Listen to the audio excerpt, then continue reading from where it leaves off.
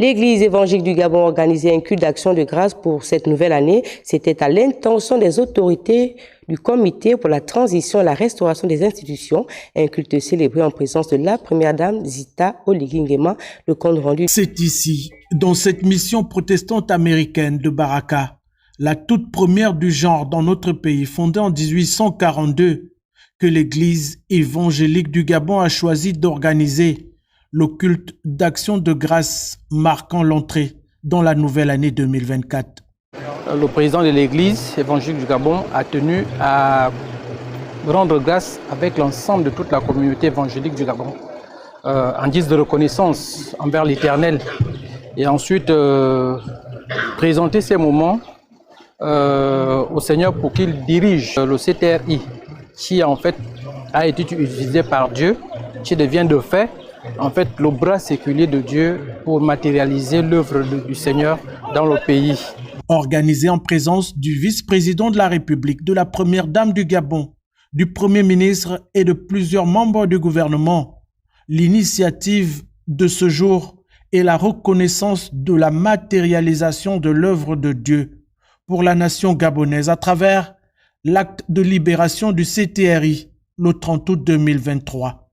Des instants de prière et de recueillement particuliers pour les personnalités et les nombreux fidèles présents à ce culte d'action de grâce. C'était l'expression de témoignage de Dieu par rapport à ses enfants. Il était normal qu'une fois 2023 terminé, en début d'année, qu'on lui dise merci pour le passé, pour ses hauts faits dans le passé, mais également lui présenter de nouveau cette année quel est l'objet. Nous l'avions voulu comme ça parce que Dieu veut être premier en tout. L'Église évangélique du Gabon, comme les autres communautés religieuses aujourd'hui, implore l'Éternel, le Très-Haut, afin qu'il veille au grain et qu'il conduise l'œuvre de construction de l'édifice du Gabon nouveau, porté par le général Brice Clotaire Oligingema, le président de la transition, pour une nation plus libre, plus démocratique, mais surtout plus prospère et digne d'envie. La foi, l'espérance et l'amour peuvent nous conduire vers l'essor de notre félicité.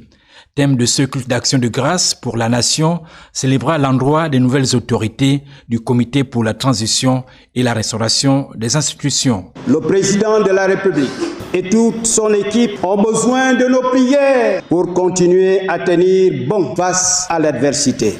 Les 4 premiers mois entrevoient un avenir radieux pour les Gabonais au regard des actes à fort impact social que vous posez. L'Église évangélique du Gabon loue votre altruisme et vous assure de sa disponibilité à vous accompagner dans ce sens. Dans sa prédication, le révérend s'est appesanti sur 1 Corinthiens 13 et sur l'histoire du Gabon. L'Église en premier, nous avons prié pour ce qui est arrivé. Et nous pouvons donc rendre grâce à Dieu. Et la parole de Dieu nous dit que si mon peuple sur qui est invoqué mon nom s'humilie et prie, j'exaucerai, je pardonnerai et je guérirai son pays. Les idées qu'il a vues, la sagesse qu'il a eue le 30 août 2023, que cette sagesse puisse le conduire jusqu'à malheur à qui va oser l'embêter ou lui mettre des bâtons dans les roues. Des offrandes offertes par le CTRI ont clos cette célébration de l'Église évangélique du Gabon, marquée par des adorations et des prières.